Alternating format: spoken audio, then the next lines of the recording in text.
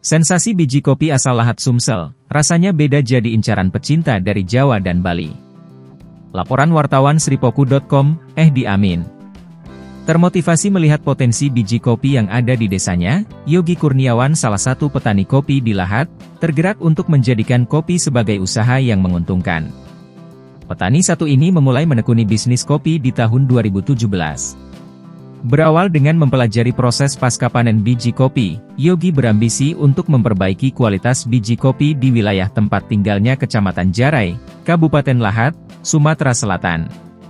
Berlanjut dengan mengolah biji kopi, Yogi mulai menjual biji kopi kepada berbagai pemilik kedai kopi dan roastery.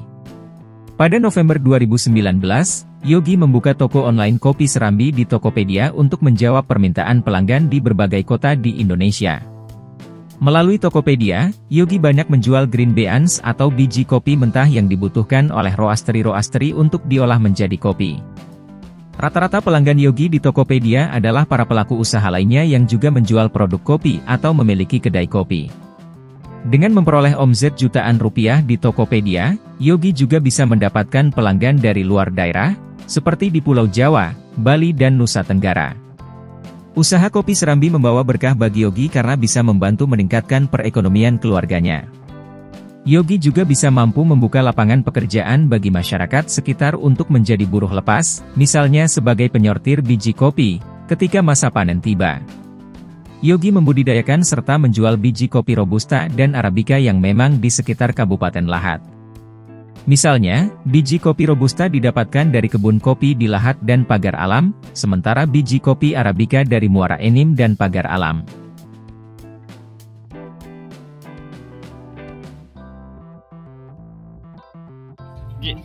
Ngapa memilih untuk bisnis kopi gitu? Ya karena di lokasi tempat kita tinggal itu daerah penghasil kopi Robusta, basis kopi Robusta. Sejak kapan gitu mulai menggeluti usaha kopi? Sejak 2017 Kak.